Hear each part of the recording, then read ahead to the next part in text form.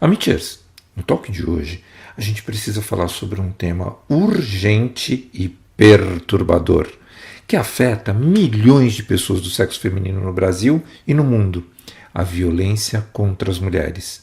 Esse é um problema que transcende fronteiras culturais ou classe social. Na verdade, essa forma de violência é uma grave violação dos direitos humanos, tanto que, em alguns países, no dia 10 de outubro, é comemorado o Dia Nacional da Luta contra a Violência à Mulher, uma celebração para reforçar a luta pelos direitos das mulheres e combater a violência de gênero. Eu sou o Dr. César Isaac e você está no Amitié Talks, o podcast da Clínica Amitié. No Brasil, essa data foi instituída após mulheres se reunirem em 10 de outubro de 1980 na escadaria do Teatro Municipal de São Paulo para um protesto contra o aumento dos crimes de gênero. O objetivo era chamar atenção sobre casos como aquele da mulher de 32 anos encontrada morta dentro da sua casa em Bangu, na zona oeste do Rio. O principal suspeito era seu ex-marido, um policial militar que teria invadido sua residência e assassinado a ex-esposa na frente dos filhos de 12 e 3 anos. Fato é que essa violência contra mulheres não é um fenômeno isolado. Ela está profundamente enraizada em estruturas sociais desiguais e numa cultura em que, historicamente, a mulher é colocada numa posição de subordinação ao homem. Em muitos contextos sociais, as mulheres são vistas como propriedades ou como seres cujo valor é definido em função da sua relação com os homens. Isso cria um ambiente onde a violência acaba sendo minimizada e normalizada. Machismo, misoginia, objetificação do corpo feminino e desigualdade de gênero são fatores centrais para entender essa violência contra as mulheres. Essas estruturas de opressão são perpetuadas tanto nas esferas públicas quanto nas privadas, desde uma cultura que tolera o assédio sexual no ambiente de trabalho até a falta de políticas públicas eficazes que protejam as mulheres. O problema acaba se tornando sistêmico. O ciclo de violência também pode ser alimentado por fatores econômicos. Muitas mulheres que sofrem de violência doméstica, por exemplo, continuam em relacionamentos abusivos por dependência financeira. A falta de autonomia econômica limita a capacidade das mulheres de romper com o ciclo de abuso e buscar segurança e proteção. Na verdade, as mulheres enfrentam diversas formas de violência. A violência física envolve agressões que causam danos corporais à vítima, como socos, tapas e queimaduras, sendo uma das formas mais visíveis de abuso, mas não a única. A violência psicológica, muitas vezes invisível, inclui ameaças, humilhações, manipulação emocional e ou gaslighting. A gente já falou sobre isso no episódio 72. Essa forma de agressão acaba corroendo a autoestima e o bem-estar das mulheres. Já a violência sexual, talvez a forma de violência mais clássica a qual as mulheres são submetidas, refere-se a qualquer ato sexual sem consentimento, como o estupro ou o assédio em espaços públicos ou no ambiente de trabalho, assim como a exploração sexual em que a mulher de qualquer idade é forçada a prostituir-se ou é vítima de violência sexual conjugal. A violência moral, por sua vez, busca desonrar a vítima por meio de calúnias, difamações e mentiras, prejudicando a sua reputação e a imagem pública. Na violência patrimonial, o agressor controla ou destrói os bens e recursos financeiros da mulher, impedindo-a de administrar o seu dinheiro ou acessá-lo, além de danificar os seus bens pessoais. Violência institucional ocorre quando a mulher é tratada de forma discriminatória em instituições como hospitais, escolas ou delegacias, enfrentando negligência e desrespeito ao tentar acessar seus direitos básicos. Já a violência doméstica e familiar, que é uma das formas mais comuns de violência contra mulheres, ocorre por abuso perpetrados por parceiros, pais ou outros familiares, muitas vezes em situação de dependência emocional ou financeira. O feminicídio é uma forma extrema de violência de gênero, na qual mulheres são assassinadas devido exclusivamente ao seu gênero. Frequentemente, isso ocorre no contexto de relações abusivas. Não menos grave, a violência obstétrica cometida durante a gestação ou parto envolve tratamentos desumanizados e intervenções médicas desnecessárias, enquanto a violência virtual, facilitada pelo ambiente digital, inclui a divulgação não consentida de conteúdos íntimos e o assédio online. Essa é uma realidade que choca a população.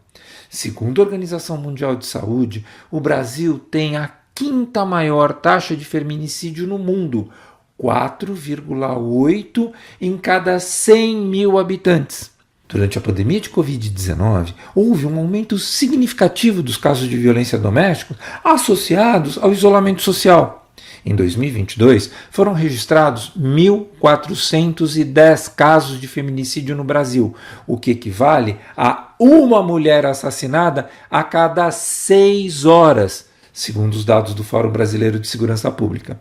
Em 2023, a escalada dessa violência continuou em níveis alarmantes. O país registrou 1.463 feminicídios, representando um aumento de 1,6% em comparação a 2022, assim como 83.988 casos de estupro, um aumento de 6,5% em relação ao ano anterior, que teve 78.887 ocorrências. Desse total, 76% foram classificados como estupros de vulneráveis, envolvendo crianças menores de 14 anos ou pessoas incapacitadas de consentir devido a condições de deficiência física ou mental. Nesse ano de 2024, os dados indicam uma continuidade preocupante. Nos primeiros 6 meses do ano, o número de estupros aumentou 14,9%,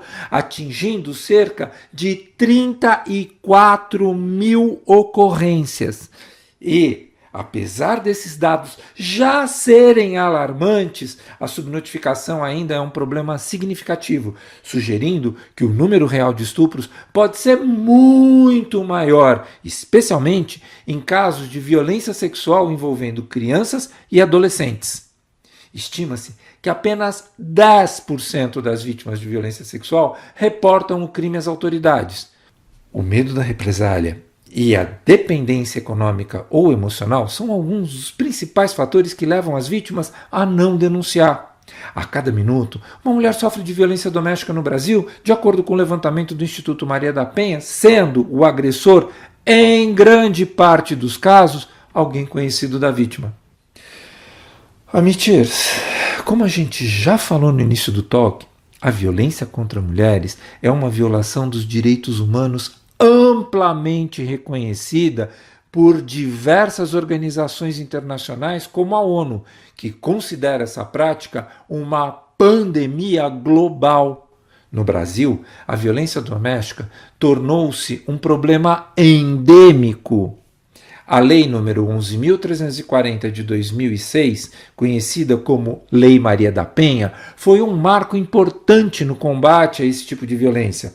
Essa lei estabelece que medidas protetivas para as vítimas, como a saída do agressor da residência e o afastamento de locais frequentados por mulheres, seja tomada imediatamente.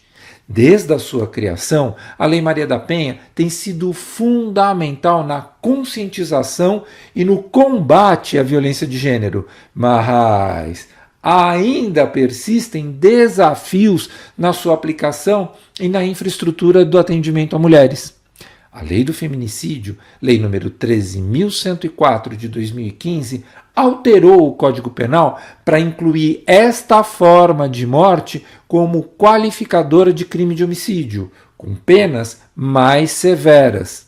Feminicídio é definido como, abre aspas, o assassinato de uma mulher em decorrência de menosprezo ou discriminação à sua condição de mulher, ou em contexto de violência doméstica e familiar, fecha aspas. Esse tipo de homicídio passou a ser considerado crime hediondo, o que aumenta a punição e limita a possibilidade de redução de penas. No entanto, apesar da existência dessa legislação, os dados permanecem alarmantes, mostrando que, embora as leis sejam essenciais, a cultura de violência, o machismo e, principalmente, a impunidade precisam ser combatidos. Outro ponto crítico é o acesso à justiça. Apesar de já termos uma regulamentação avançada, muitas mulheres ainda encontram dificuldades em buscar apoio legal, seja pela falta de infraestrutura adequada, seja pela falta de sensibilidade de alguns profissionais em lidar com as vítimas de forma respeitosa e humanizada. Somente um esforço coletivo e coordenado entre diferentes setores da sociedade nos permitirá enfrentar esta questão tão grave.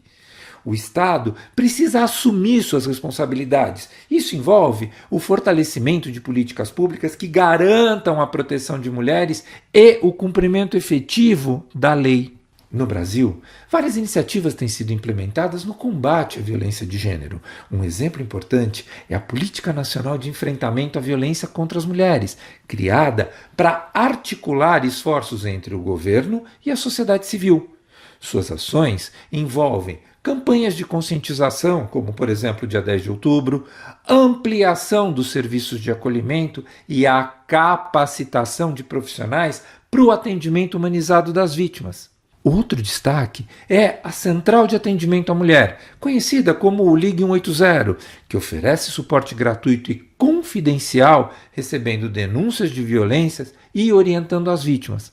Além disso, o Pacto Nacional pelo Enfrentamento à Violência contra as Mulheres, lançado em 2007, promove a construção de centros integrados de apoio às vítimas, como a Casa da Mulher Brasileira, que reúne serviços psicológicos, jurídicos e sociais em um único local. As medidas protetivas de urgência previstas na Lei Maria da Penha também são um recurso crucial para garantir a segurança das mulheres em situação de risco, possibilitando que agressores sejam afastados de forma imediata. Outro programa relevante é o Mulher Viver Sem Violência, que fortalece a integração de serviços públicos voltados ao combate à violência. Iniciativas tecnológicas como o aplicativo SOS Mulher, lançado em diversos estados, facilitam o contato de vítimas com a polícia em situações de perigo. Para que essa triste realidade realmente seja transformada, é necessário também mais investimento em abrigos, delegacias especializadas, centros de apoio psicológico e jurídico, além de campanhas educativas de sensibilização à população. A educação é, sem dúvida, um dos pilares mais importantes para a mudança em longo prazo. Nós precisamos educar nossas crianças e adolescentes para que compreendam a igualdade de gênero e respeitem os direitos das mulheres. A cultura do machismo e da violência só pode ser desmontada com trabalho educativo, que deve começar nas escolas e nas famílias. Organizações da sociedade civil também desempenham um papel crucial nesse combate. ONGs, grupos feministas, coletivos e ativistas têm sido essenciais para pressionar o poder público, apoiar as vítimas e conscientizar a população sobre a gravidade do problema. Esses movimentos contribuem para que a violência contra a mulher seja discutida e enfrentada com seriedade. É claro que não existe solução fácil ou única para esse problema, Michers. Essa é uma luta complexa que envolve a transformação de práticas culturais, políticas públicas eficazes e, acima de tudo, a conscientização da população sobre os direitos das mulheres. Cada um de nós tem um papel importante a desempenhar nessa batalha. A gente deve continuar a pressionar por leis mais rigorosas e por aplicação efetiva delas, cobrando dos nossos representantes políticos atitudes efetivas. Precisamos também apoiar as mulheres que têm coragem de denunciar seus agressores, oferecer-lhes redes de suporte e garantir que recebam o amparo necessário para reconstruir suas vidas. E, sobretudo, mudar a cultura que justifica ou minimiza qualquer forma de violência. Isso começa em casa, nas conversas do dia a dia, e passa pela maneira como nós vamos educar as futuras gerações. Enquanto não houver um aprendizado real e o engajamento de homens que verdadeiramente condenem esse desrespeito à mulher, todas as medidas ainda vão ser punitivas. Não há Estado ou políticas públicas efetivas sem a educação. Amichers, para terminar, a violência contra mulheres não é inevitável. Ela pode ser combatida e erradicada. Porém, isso exige um comprometimento de todos, de governantes, de instituições e de cada indivíduo. A gente não pode mais fechar os olhos para essa realidade. Cada ação conta. Cada voz que se levanta contra a violência faz a diferença. Um beijo para cada um.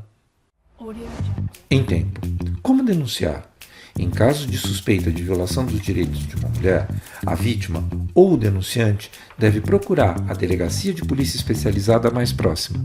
A denúncia pode ser feita para os números de telefone 180, 190 ou 197. A ligação é gratuita e o serviço funciona 24 horas por dia, todos os dias da semana. Os Ministérios das Mulheres e dos Direitos Humanos, que apoiam a Operação Maria da Penha, também mantém a Central de Atendimento à Mulher, o Ligue 180, que oferece escuta e acolhida qualificada para as mulheres em situação de violência, registrando e encaminhando denúncias, reclamações, sugestões ou elogios aos órgãos competentes. Esse foi o Amitié Talks, o podcast da Clínica Amitié. Você pode ouvi-lo no Spotify, no YouTube ou no seu tocador de podcast preferido.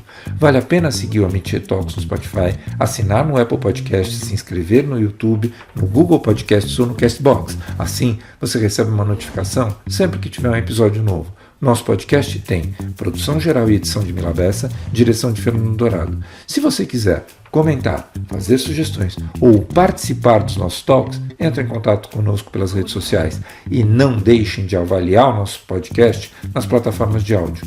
Engaja com a gente. Você pode nos dar um joinha no YouTube ou estrelinhas no Spotify. Isso é muito importante. Eu sou o Dr. César Isaac e fico aqui até o nosso próximo encontro.